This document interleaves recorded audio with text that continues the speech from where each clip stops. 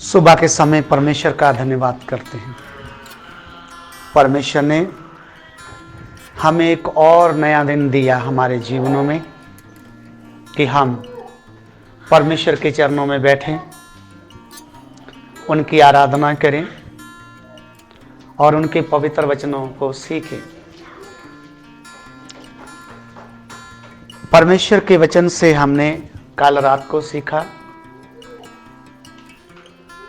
एक बार फिर से हम परमेश्वर के पवित्र वचनों को पढ़ेंगे।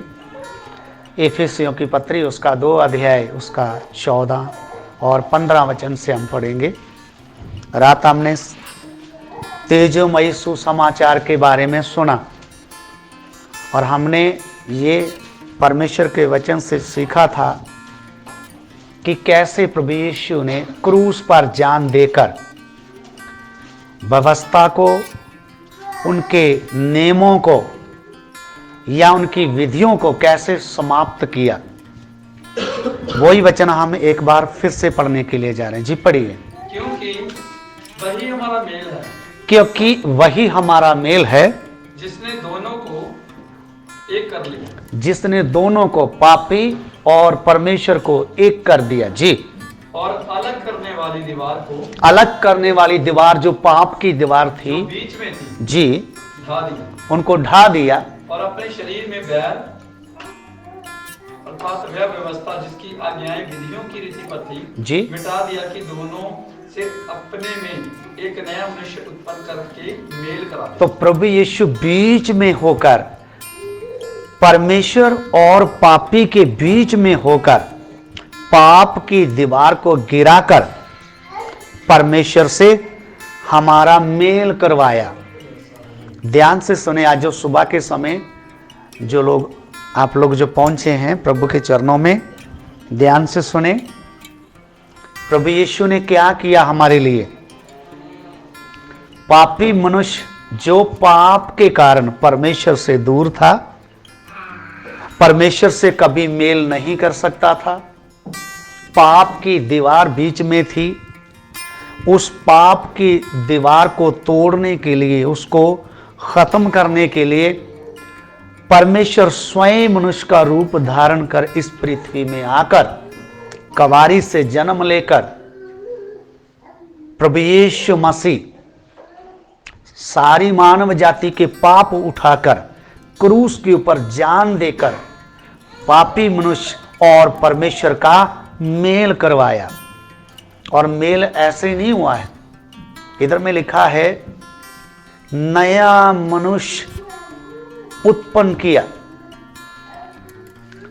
जितनों ने प्रभु यीशु मसीह को ग्रहण किया, उद्धारकर्ता माना, अपना प्रभु करके माना, उतने लोगों के अंदर एक नया जन्म हुआ, नया मनुष्य रचा गया।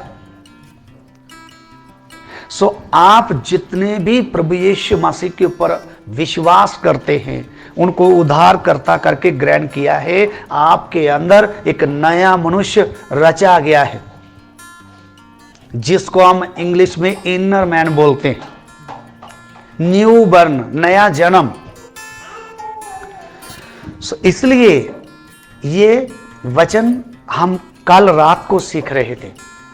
अब हमारा परमेश्वर के साथ मेल हो गया है। अब हमें परमेश्वर के साथ साथ चलना है। और कैसे चले, क्योंकि संसार में इतनी शिक्षाएं आ गई है कि विश्वासी और सेवक दोनों ही कंफ्यूज होकर के चल रहे हैं। समझ में नहीं आ रहा कौन सच बोल रहा है, कौन झूठ बोल रहा है, किसकी शिक्षा अच्छी है, किसकी शिक्षा नहीं अच्छी है। तो आज हम परमेश्वर के पवित्र वचनों से सीखेंगे और जो सीखेंगे आप उस सही उपदेश को पकड़े रहना, थामे रहना, कभी छोड़ना मत। भविष्यता को कैसे खत्म किया उसके बारे में अभी हम सीखेंगे। भविष्यता आज वर्तमान समय में पहली शताब्दी कलीसिया जो चल रही थी, उनके बीच में भी ऐसी झूठी शिक्षाएं आई थी, झूठे प्रेरित आए थे झूठे भविष्यवक्ता आए थे, गलत शिक्षा लेकर टीचर आए थे। आज वर्तमान कलीसियाओं में भी बहुत ही गलत शिक्षा लेकर झूठे नबी, झूठे प्रचारक और प्रेरित आज भी आ रहे हैं, आज भी उपदेशक आ रहे हैं। और क्या सिखा रहे हैं? सबसे पहले मैं आपको बताता हूं एक मिशन के बारे में और उनका उपदेश बताता हूं। सबसे पहले इस मिशन का नाम है सेवंथ डे।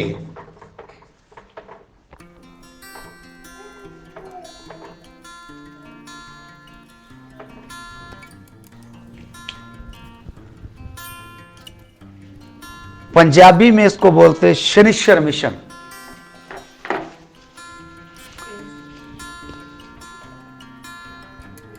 साढ़े पंजाबी च बहुत कोई 20-25 साल पहले एक रेडियो च गाना चलता हुंदा सी, कहंदे हुंदा कि वो मुंडा बड़ा शनिश्चर है ते लोकां दे जंदरे भन्नेगा।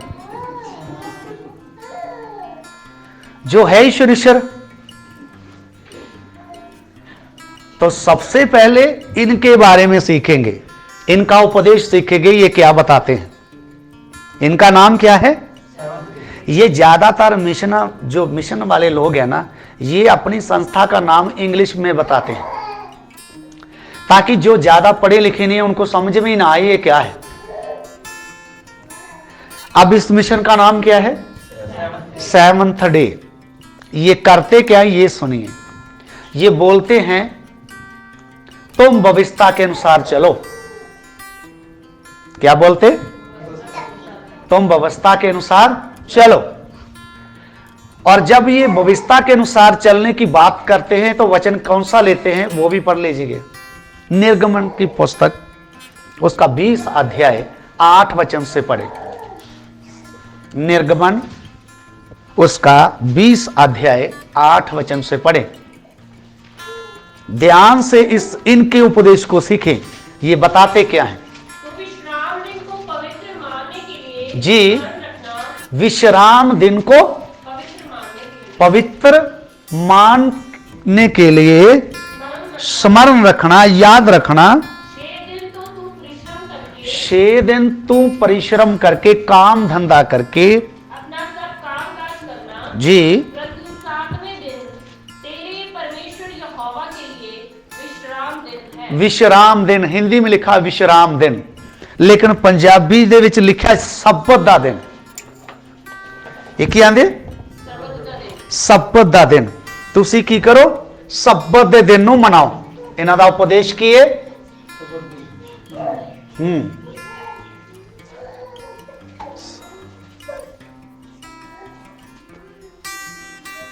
सब्बत, सब्बत का दिन।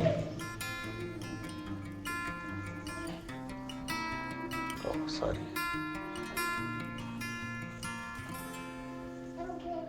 सही है। इनका मेन उपदेश ये है सब्बत के दिन को मनाना, क्योंकि ये दिन इस्राएली लोग मनाते थे, क्योंकि परमेश्वर ने उन्हें आज्ञा दी थी। जो 10 आज्ञाएं दी थी उनमें से एक थी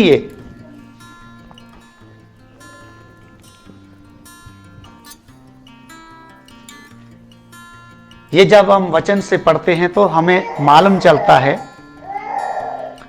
ये चौथी आज्ञा थी।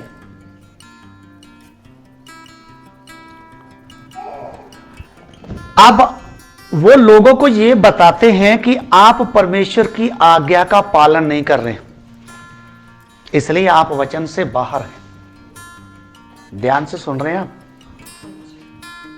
हिमाचल वाले सुन रहे हैं ध्यान से, पंजाब वाले तो सुन रहे हैं।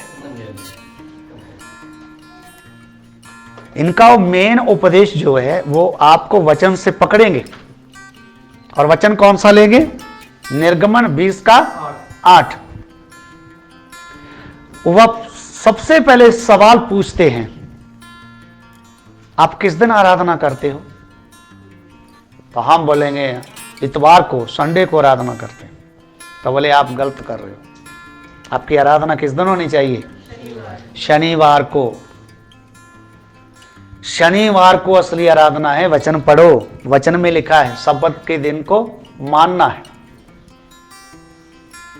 इससे आप एकदम से आपको करंट लगेगा, हमारे सेवकों ने तो हमें बताया ही नहीं। ये आपके लिए नई बात होगी। इसी विषय को हम आज ने सीखना है कि हम सही हैं या गलत। अगर हम सही हैं तो फिर ये गलत है। इस्राएली लोगों को जो आज्ञाएं दी थी उनमें क्या क्या था? 10 आज्ञा दी थी, यही सुना ना। लेकिन मैं आपको बताता हूं, उधर में लिखा है व्यवस्था, विधियों और नियमों को लिखा ना। ये कुल मिलाकर कितने थे मालूम है? ये 2713 थे।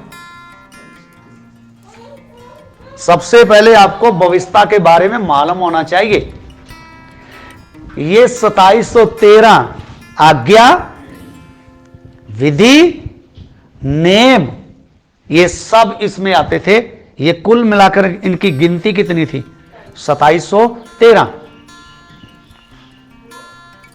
इसके बाद जो आपको पूरा करना होगा, दिल तन मन धन से जो पूरा करना होगा, सब मान्य है। लेकिन जो परमेश्वर के भवन के बारे में जो बताया गया था उसमें से आपको 613 आज्ञावां माननी होगी, यानी इसको पूरा करना होगा। ये सारे कुल मिलाकर 2713, इनमें खाने पीने के, बाहर जाने के वो सारे नेम इसमें आते हैं। याजकों के लिए, सभी के लिए थे। लेकिन ये 613, ये पौलुस और रसूल इसके बारे में बड़ी जानकारी रखता था। और ये कभी इतने उसने इतने कभी पूरे कर ही नहीं पाए। ये 613 भी वो अपने जीवन के द्वारा कभी इसको पूरा ही नहीं कर पाए। अब मैं बताता हूं इसमें से खास हम कितने लेते हैं? 10। समझ में आ रहा है? कुल मिलाकर कितने? इजरायली लोग पूरा करने के लिए कोशिश करते थे कितने? लेकिन नए नए में क्या हो गया? प्रभु यीशु ने क्या बोला? 2। सबका निचोड़ 2। इतने ही पूरे कर लो, इतना ही काफी है। तो इनमें से इस्राएली लोग क्या करते थे? सबसे पहले उनको वाचा को मानना है। वाचा जब मानना है तो बच्चा पैदा होते 7 दिन हो गए, 8वें दिन उनका खतना होगा। बच्चे की खलड़ी को, लिंग की खलड़ी को काटा जाएगा, उसको बोलते खतना। नहीं तो अशुद्धि जो होगा, अशुद्ध होगा। जिसकी जो वाचा के अनुसार होगा, जिसका खतना होगा, वही ही शुद्ध और अब्राहम की संतान ठहरेगा। वचन सीखने में हमें कोई परेशानी नहीं होनी चाहिए, क्योंकि आप वचनों को सीख रहे हैं। इनमें से और क्या था?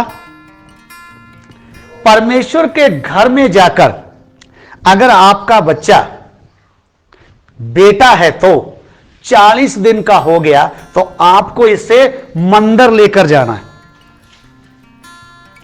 और जब आप बेटे को, पलोठे बेटे को लेकर जा रहे हैं तो आपके बेटे के साथ साथ एक मेमना भी होगा। पंजाबी च कहते बकरा। कल देखे असी बालकनाते लगे तो बकरे बई एडे एडे। बेटा 40 दिन का हो गया तो क्या लेकर जाना है?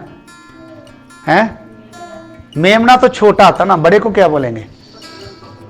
बकरा ही है ना। तो आप सोच लेना, अगर व्यवस्था के अनुसार चलना तो अब फिर अच्छी तरह सुन लो, और ये फिर क्या करने, सारे पूरे करने हैं। अगर शपथ को मनाना तो ये क्या करने होंगे। तो 7th डे वाले आपके पास आए तो उनको सिर्फ शब्द आपको बोले तो बाकी भी उनको पूछ लेना, भाई आपका खतना हुआ है क्या, आप बकरा लेकर जाते प्रभु के घर में। और फिर इसके साथ साथ क्या करना होगा, इस्राएलियों को क्या आज्ञा है, दिन को भी बलि, शाम को भी बलि। इसके अलावा अगर पाप हो गया उसकी अलग से, मैं आपसे पूछता हूं, क्या आप व्यवस्था के अनुसार चलना चाहते हैं? जी बताइए, चलना चाहते हैं? ऐसे ऐसे कर रहे हैं। जी जी जी, ऐसे ही बोल रहा हूं जी। तो हम क्यों सीख रहे वचन? हम इसको पूरा नहीं कर पाए, लेकिन हमारे यीशु ने क्या कर दिया, पूरा कर।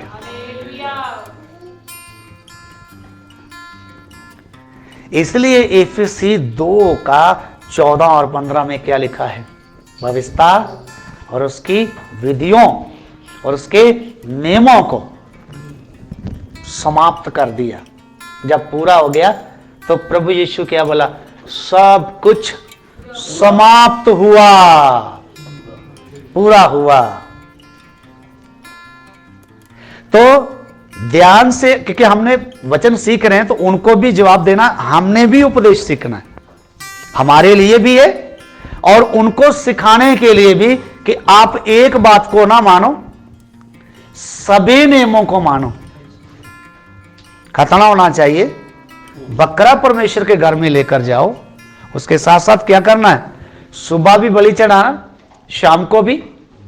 अगर पाप किया तो उसके लिए अलग से लेकर आना। बिना पाप से डेली बलि चढ़ाते। जी हाँ, क्योंकि प्रभु के घर में याजक लोग रात दिन क्या करते रहते थे, परमेश्वर के घर में सेवा करते रहते थे, लाखों लोग थे ना। ध्यान से एक बार और सुनिए, इसके साथ ये मानना, यानी खतना होना चाहिए, फिर बलियां, फिर शब्द की बात आ रही है ना ये। तो आप बताइए, ये जो 7th डे है, ये जो बोलते शब्द को मानना है,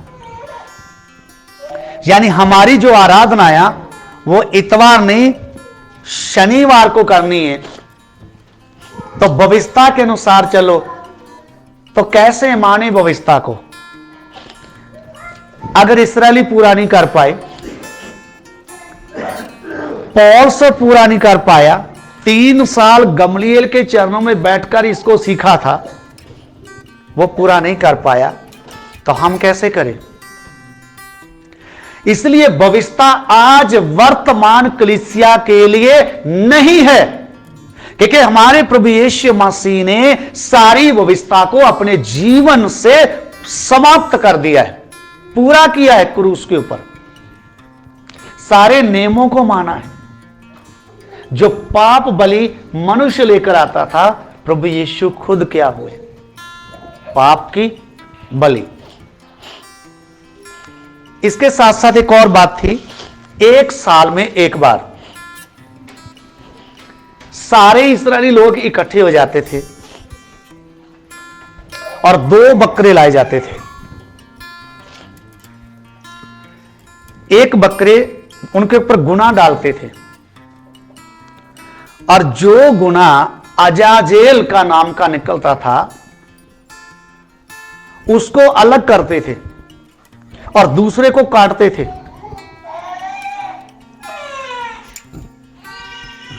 अजाजेल का अर्थ था भेजा गया।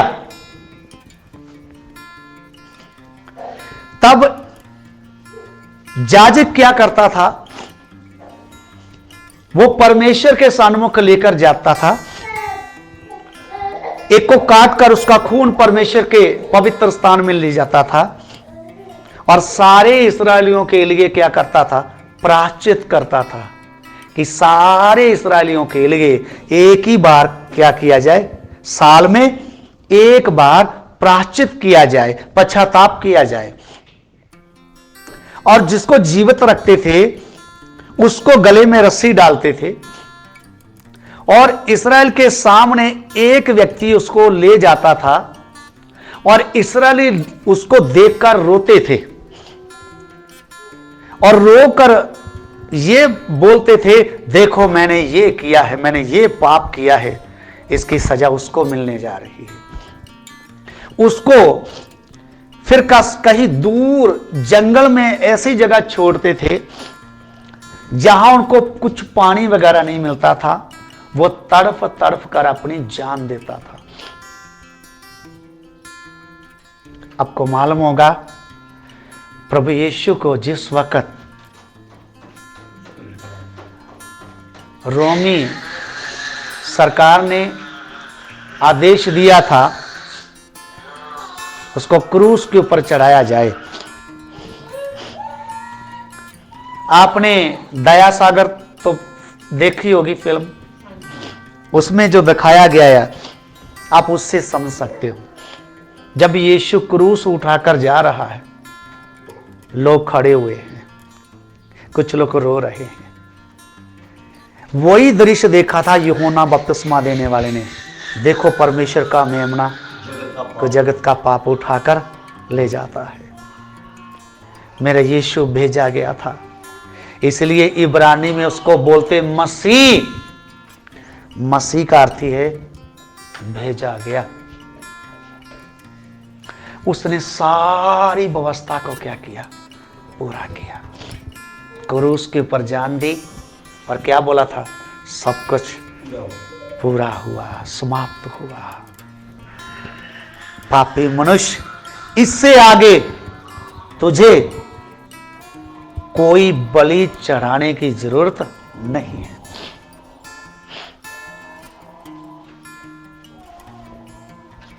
जी उठने के बाद प्रभु यीशु क्या बोला, जो कोई मुझ पर विश्वास करे। मरकस सुसमाचार उसका 16 अध्याय का 15 वचन से पढ़े। जी मरकस सुसमाचार उसका 16 अध्याय 15 वचन से 15 और 16।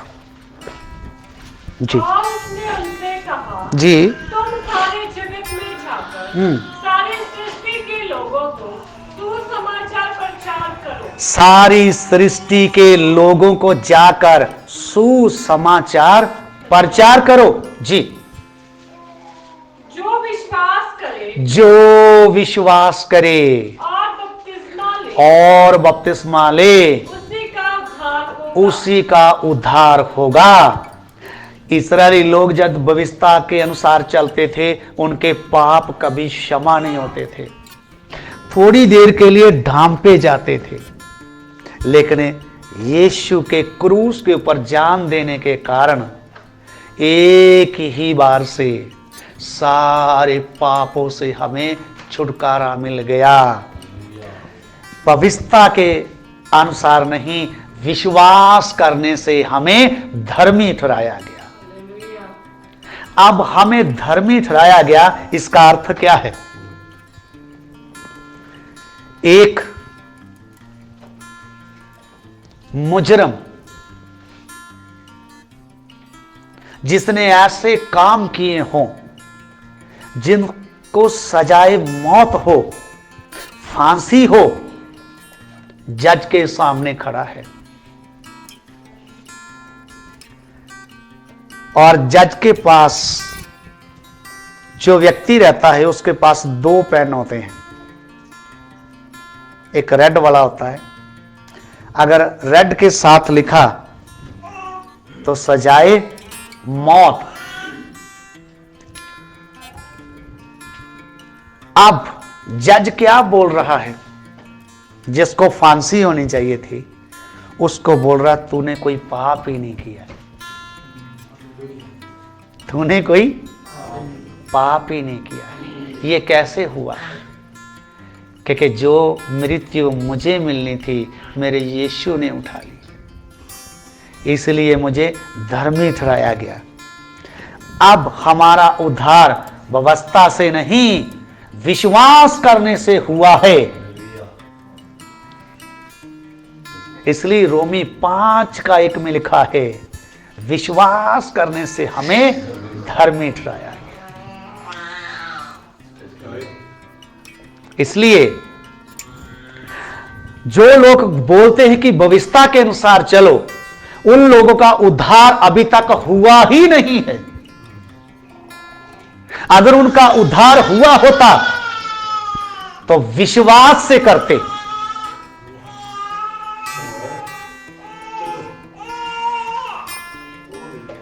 Praise the Lord.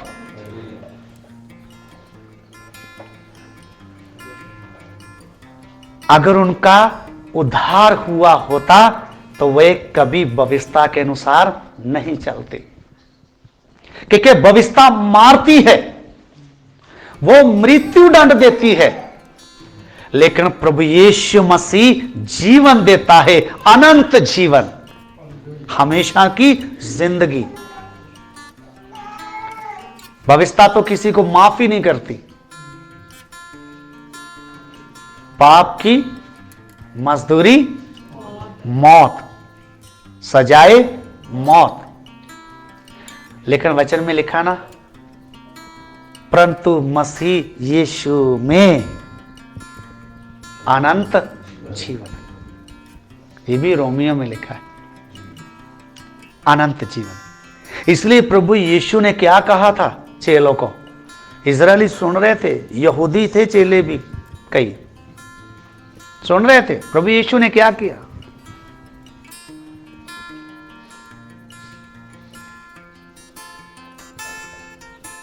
I am the way, the truth and the life.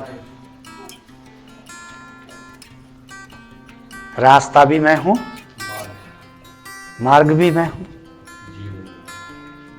हमेशा के सच्चाई भी। कितना अनमोल वचन बोल, कितना ही अनमोल वचन। यानी आपको और किसी का इंतजार करने की जरूरत नहीं है। मार्ग भी मैं, सच्चाई भी मैं, और अनंत जीवन भी मेरे ही पास। फिर भी समझे में नहीं आया।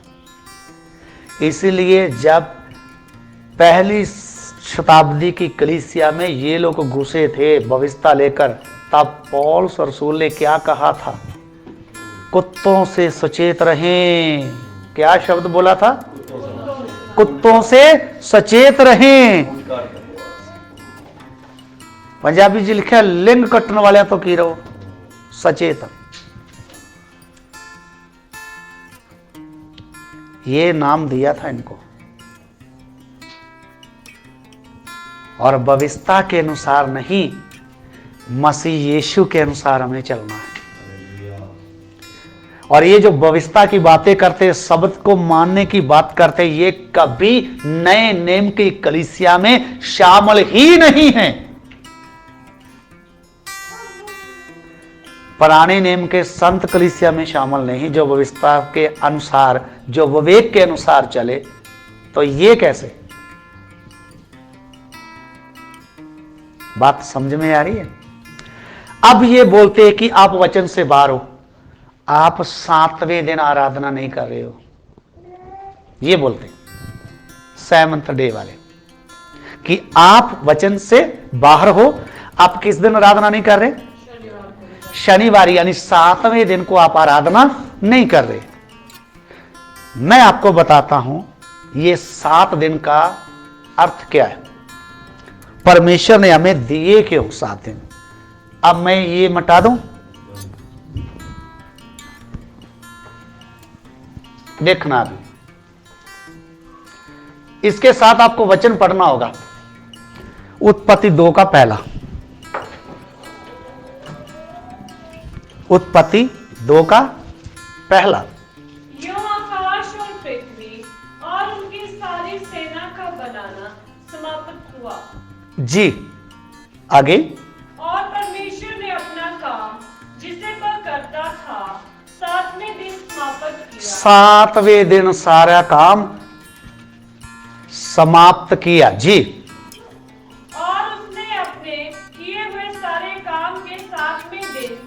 विश्राम किया। 7वें दिन क्या किया?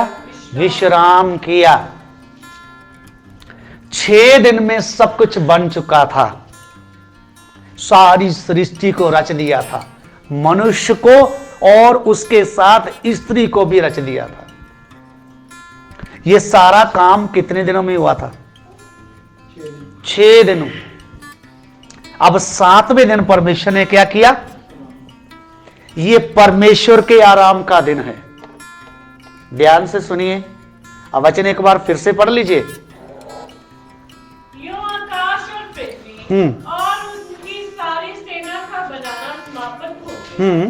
और परमेश्वर ने अपना काम जिसे वह करता था 7वें दिन समाप्त किया। और उसने अपने किए हुए सारे काम से 7वें दिन विश्राम किया।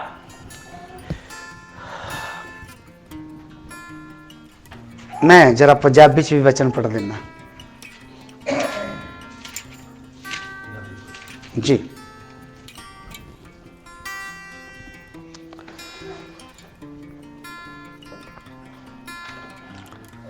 जो आकाश ਅਤੇ ਧਰਤੀ ਤੇ ਉਹਨਾਂ ਦੀ ਸਾਰੀ ਵਸੋਂ ਸੰਪੂਰਨ ਕੀਤੀ ਗਈ।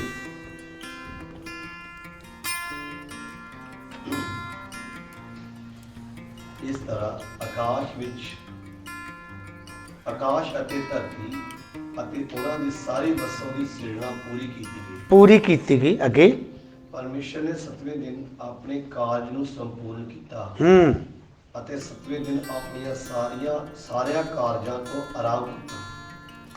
ਪਰਮੇਸ਼ਰ ਨੇ 7ਵੇਂ ਦਿਨ ਨੂੰ ਆਸ਼ੀਸ਼ ਦਿੱਤੀ ਅਤੇ ਉਸ ਦਿਨ ਨੂੰ ਪਵਿੱਤਰ ਠਹਿਰਾਇਆ, ਕਿਉਂਕਿ ਉਹ ਉਸੇ ਦਿਨ ਆਪਣੇ ਕਾਰਜ ਤੋਂ ਜਿਹੜਾ ਉਸਨੇ रचा सी आराम किया। तो 7वां दिन आराम यानी विश्राम का दिन है।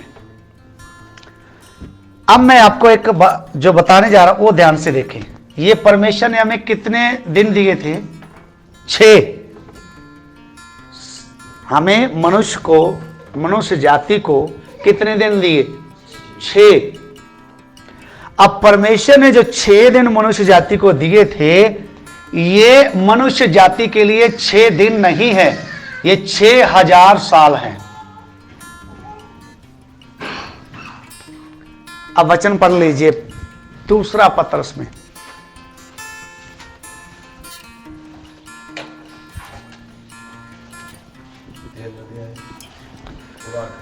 जी। हे प्रियो, ये बात तुमसे छिपी ना रहे कि प्रभु के यहाँ एक दिन 1000 वर्ष के बराबर है। एक दिन 1000 वर्ष के। तो प्रभु के 6 दिन और मनुष्य जाति के लिए कितने? 6000 साल। जो बाइबल को जानने वाले लोग हैं, जो जानकार जिसको बोलते हैं, स्कॉलर बोलते हैं जिसको, टोटल करने के अनुसार ये जो 6000 साल दिए गए हैं, ये लास्ट चल रहा है, यानी ये 6वां दिन चल रहा है। और ये 6वें दिन में ही सारे कार्य को क्या करेगा? समाप्त करेगा। कलीसिया का उठाया जाना भी इसी दिन में होगा, 6वें दिन में ही होगा। ये 6वां युग भी इसको बोलते हैं, कृपा का युग। ये 6वां युग चल रहा है। मनुष्य की मुक्ति यानी मनुष्य के उद्धार का कार्य भी इसी 6वें दिन में ही पूरा होना है। क्योंकि पहले क्या बोला गया था? तो 6 दिन क्या करना? अपना सारा काम धंधा कर लेना। 7वां दिन विश्राम का दिन है।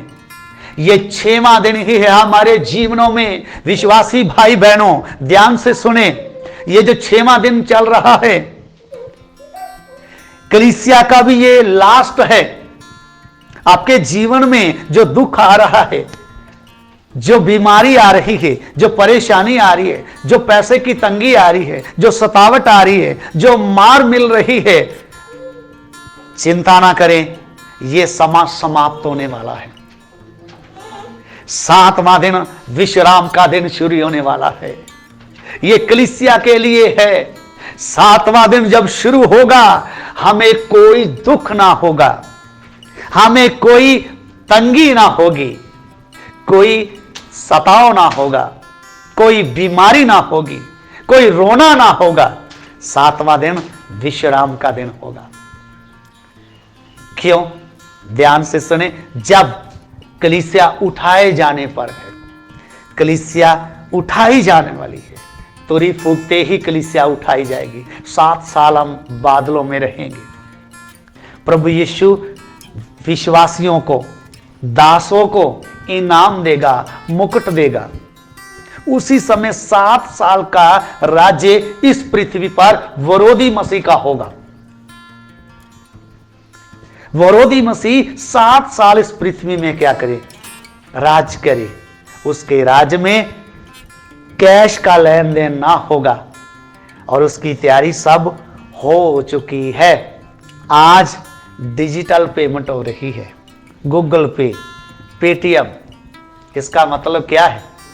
तैयारी हो चुकी है। उसके बाद 7 साल के बाद कलीसिया और प्रभु यीशु स्वर्ग से उतर आएंगे सिय्योन पहाड़ के ऊपर। आपको मालूम होगा, सिय्योन पहाड़ पिछले दिनों में अमेरिका से एक न्यूज चैनल वाला बहुत अमीर आदमी इस्राएल देश घूमने के लिए गया था।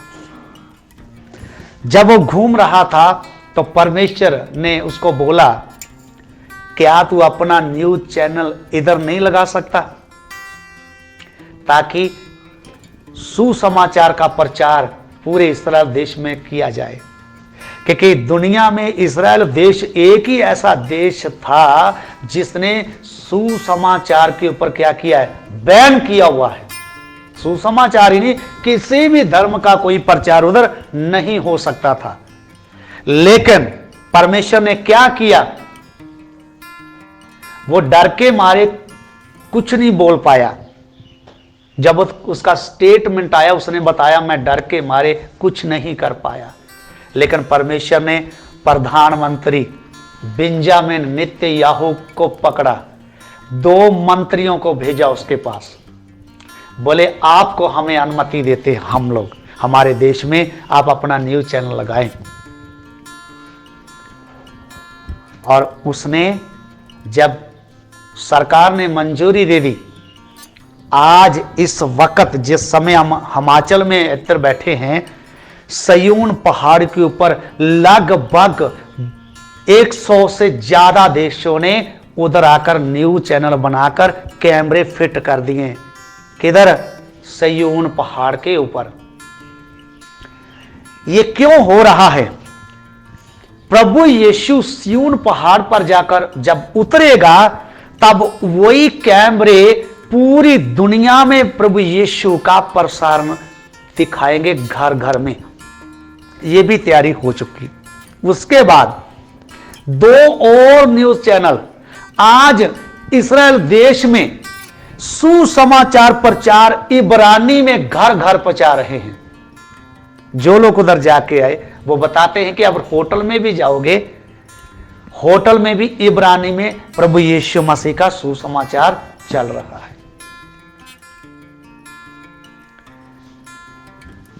और प्रभु यीशु ने कहा था उसके आने के पहले सारी दुनिया में उसका प्रचार किया जाएगा। लेकिन इस्राएल में अभी तक नहीं हुआ था, अब हो रहा है। इससे हमें क्या मालूम चलता है? मसीह आ रहा है। अब सिय्योन पहाड़ के ऊपर जब उतरेंगे, सबसे पहला काम प्रभु यीशु और उसकी कलीसिया क्या करेगी? विरोधी मसीह और ये झूठा जो भविष्य रखता है उनको पकड़ेंगे। सबसे पहले कोई नरक में अगर जाएगा तो वो विरोधी मसीह और झूठा भविष्यवक्ता होगा। उसके बाद शैतान को 1000 साल के लिए अथाह कुंड में बांधा जाएगा। तब 1000 साल का राज्य इसी पृथ्वी पर शुरू होगा। प्रभु यीशु दाऊद के सिंहासन के ऊपर बैठेंगे यरूशलेम में। क्यों? आपको मालूम होगा डोनाल्ड ट्रंप के द्वारा यरूशलेम को राजधानी घोषित किया गया। अब जब राजा आएगा तो सबसे पहले राजधानी होनी चाहिए। अब यरूशलेम क्या बन गया? राजधानी बन गया। भले ही उसकी सरकार जाती रही, लेकिन परमेश्वर ने जो काम करना था उससे करवा लिया। अब यरूशलेम राजधानी, राजा आएगा, पूरी पृथ्वी पर क्या करेगा? कलीसिया के साथ। यह है 7वां दिन। 7वां दिन जब शुरू हो जाएगा तो 7वां दिन 1000 साल का राज। ये विश्राम का दिन है, कलीसिया के विश्राम का दिन। 1000 साल में ना तो कोई पेड़ काटेगा, ना कोई मांस खाएगा, और ना ही बिल्ली चूहे को खा पाएगी, और शेर भी मांस नहीं खाएगा। शांति भरा राज होगा। बच्चा सांप के साथ खेलेगा। यह कौन सा दिन होगा? 7वां दिन। आपको कुछ समझ में आ रहा है? परमेश्वर ने कितने दिन दिए? ये मनुष्य जाति के लिए कितने हैं? 6000 साल।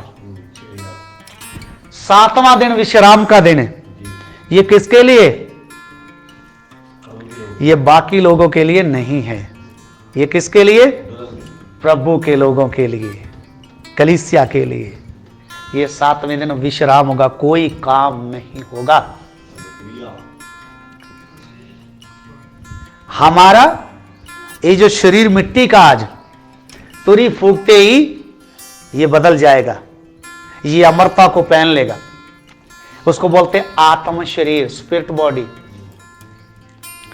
आप 1000 साल में जब आप आए हैं, विश्राम के दिन में आए हैं, तो आपका शरीर मिट्टी का नहीं है। कौन सा है? अविनाशी आत्म शरीर, स्पिरिट बॉडी। इस 7वें दिन में अगर आपको अमेरिका में जाना, वीजे की जरूरत नहीं होगी, कोई पैसा भी नहीं लगेगा। आपका शरीर ही ऐसा होगा, उड़ना शरीर होगा। और को अगर आपने अमेरिका में जाना तो समा कितना लगेगा? बस आंख झपते ही, इससे भी तेज तरार क्या है? सोचा तो गया, आपने सोच लिया, गए। इसलिए आप चिंता क्यों कर रहे हो? अमेरिका नहीं जा रहे, चिंता ना करें। अभी पासपोर्ट, वीजा, पैसा, पढ़ाई, ये आइलर्स, लेकिन विश्राम के दिन में आप खूब अमेरिका घूमे, इंग्लैंड घूमे, इटली घूमे, रोम घूमे, जहां जाना चाहिए। ये है हमारे लिए बहुत बड़ी आशा, उम्मीद।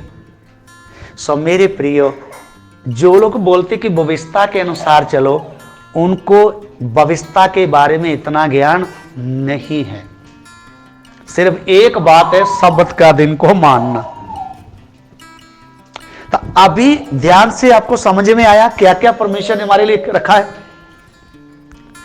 अब मैं तीसरी बात बताने जा रहा हूं। ये दूसरी बात बता दी मैंने, अब मैं तीसरी बात बताने जा रहा हूं। हम इतवार को आराधना क्यों करते हैं, ये तीसरी बात मैं आपको बताने जा रहा हूं। ये पहली बात हो गया,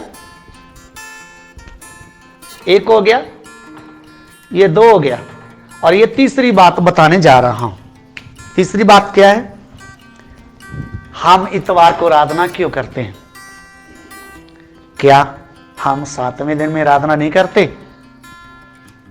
जरूर करते हैं। अब वचनों से ही पढ़ लीजिए, मैं आपको बताता हूं। मत्ती सुसमाचार निकाले और उसका 28 अध्याय का 1 से 6 वचन तक पढ़े। मत्ती सुसमाचार उसका 28 अध्याय। सब्त के दिन के बाद सप्ताह के पहले दिन पौ पड़ते ही मरियम मगदलीनी और दूसरी मरियम कब्र को देखने आई। सप्ताह के पहले दिन, इधर ध्यान दें, सप्ताह के पहले दिन इस्राएल में सप्ताह का पहला दिन इतवार होता है, रविवार, संडे। लेकिन हमारे बाकी दुनिया में सोमवार से शुरू होता है। हम कहीं वचन से बाहर नहीं हैं। अब जरा गिनिए सोमवार से। जी हाँ, जी हाँ, है ना। तो आप गिनिए कितना दिन बनता है। सोमवार से गिनिए, 1, मंगल 2, बुध 3, वीर 4, शुक्र 5, शनि 6 और संडे। तो हम आराधना किस दिन में करते हैं? जी हाँ, लेकिन वो है संडे है। ये क्यों? क्योंकि इसी दिन हमारा प्रभु यीशु जी उठा है। हम जीवते परमेश्वर की आराधना करते हैं, आत्मा और सच्चाई से आराधना करते हैं। भविष्यता को मानने वाले नाचते हैं, ढोल बजाते हैं, कितना कुछ करते हैं। हम आत्मा और सच्चाई से क्या करते हैं? आराधना। किस दिन? रविवार को, संडे को। इसमें हम गलत नहीं हैं। तो जो लोग बोलते हैं आपको आराधना कैसे कितने दिन करनी चाहिए? शनिवार, वो गलत है। वो कौन से दिन आराधना कर रहे हैं? 6वें दिन। हम कौन से दिन आराधना कर रहे हैं? 7वें दिन। गलत कौन है? उसको दिन गिनाए पहले। हाँ जी, गिनिए। आप किस दिन आराधना कर रहे हो? 6वें दिन। आप गलत हो। हम किस दिन आराधना कर रहे हैं? 7वां दिन यहोवा तेरे परमेश्वर के लिए शपथ है, विश्राम का दिन है। तो इसके साथ आप अच्छे तक पढ़ ली। देखो, एक बड़ा भूकंप हुआ, क्योंकि प्रभु का एक दूत स्वर्ग से उतरा और पास आकर उसने पत्थर को लुढ़का दिया और उस पर बैठ गया। उसका रूप बिजली का सा था और उसका वस्त्र पाले के समान उज्जवल था। उसके भय से पहुरे कांप उठे और मृतक समान हो गए। स्वर्गदूत ने स्त्रियों से कहा, मत डरो, मैं जानता हूँ कि तुम यीशु को जो क्रूस पर चढ़ाया गया था ढूंढती हो। जी, वह यहाँ नहीं है, परंतु अपने वचन के अनुसार जी उठा। हालेलुया, अपने वचन के अनुसार जी उठा है। मैं चाहूंगा जरा पंजाबी च भी वचन पढ़िए। मत्ती 28 ਦਾ पहले तो, क्योंकि पंजाब ਦੇ ਵਿੱਚ बहुत ही भविष्यता ਦਾ ਕੰਮ ਚੱਲ ਰਿਹਾ है, इसलिए पंजाबी च भी एक वचन पढ़ लो। 28 ਦਾ पहला। जब सब्त का दिन बीत गया। हाँ जी, केड़ा दिन? जी बोलो ना थोड़ा जा। तो एक ही बोल दे। सब्बत के दिन की करना। तो प्रभु यीशु किस दिन जी उठा? जब सब्बत का दिन बीत गया। जी, सब्त का दिन बीत गया था, हफ्ते के पहले दिन। अब पहला दिन शुरू हो रहा कौन सा? रवि, संडे, इतवार। ठीक है, क्लियर हो गया? पहले दिन सवेर वेले। बस इतना काफी है। अब मरकस सुसमाचार उसका 16 अध्याय 1 से 6 पंजाबी च। जद सब्बत का दिन बीत गया। जद इधर भी लिखा है, जद सब्बत का दिन बीत गया। मरियम मगदलीनी, याकूब की माता मरियम अते सलोमी ने सुगंधा मुल लिया के जाके उस ते मरण। बस इतना काफी है। हिंदी च पढ़ दो। जब सब्त का दिन बीत गया तो मरियम मगदलीनी और याकूब की माता मरियम और सलोमी ने सुगंधित वस्तुएं मोल ली और आकर उस पर मरे। तो हिंदी में भी सब्बत आ गया ना? हाँ जी, सब्बत आ गया। जी, यही मैं चाहता था। जब सब्बत का दिन बीत गया, तब सप्ताह का पहला दिन हुआ, जिस दिन प्रभु यीशु जी उठा। तो हम वचन के अनुसार, उपदेश के अनुसार आराधना करते हैं। हम कहीं से भी वचन के बाहर नहीं हैं। तो वचन के बाहर कौन लोग हैं? ये 7th डे वाले जो 6वें दिन में आराधना करते हैं। जी 16 का 2 भी पढ़ ले। और हफ्ते के पहले दिन बहुत तड़के सूरज ने चांदी ही तो कवर के आईया। जी हफ्ते के पहले दिन। हाँ जी, पहला दिन। तो लूका सुसमाचार उसका 24 अध्याय 1 से पढ़े। लूका सुसमाचार। परंतु सप्ताह के पहले दिन बड़े भोर को वह उन सुगंधित वस्तुओं को जो उन्होंने तैयार की थी लेकर कब्र पर आए। जी हफ्ते के पहले दिन सवेर ਵੇਲੇ ਉਹ ਸੁਗੰਧਾਂ ਨੂੰ ਜਿਹੜੀਆਂ ਉਹਨਾਂ ਤਿਆਰ ਕੀਤੀਆਂ ਸੀ ਲੈ ਕੇ ਕਬਰ ਤੇ ਆਈਆਂ। आगे। उन्होंने पत्थर को कब्र से लुढ़का दिया जी और भीतर जाकर प्रभु यीशु का शव ना पाया। जी जब वह इस बात से बहुत चक्की हो रही थी, दुखी हो रही थी। जी तब 2 पुरुष झलकते वस्त्र पहनते हुए जी उनके पास आ खड़े हुए। उनके पास आ खड़े हुए। जब वह डर गई और धरती की ओर मुंह झुकाए रही, जी तो उन्होंने उनसे कहा को मरे हुओं में से क्यों ढूंढ तुम जीवते परमेश्वर को मरे हुओं में क्यों ढूंढ रही हो? जी वह यहाँ नहीं परंतु जी उठा। हालेलुया।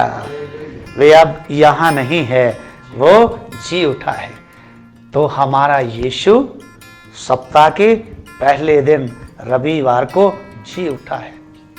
पूरी दुनिया में आज संडे आराधना होती है, लेकिन इस्राएल देश का और इस्राएलियों का कैलेंडर अलग से है।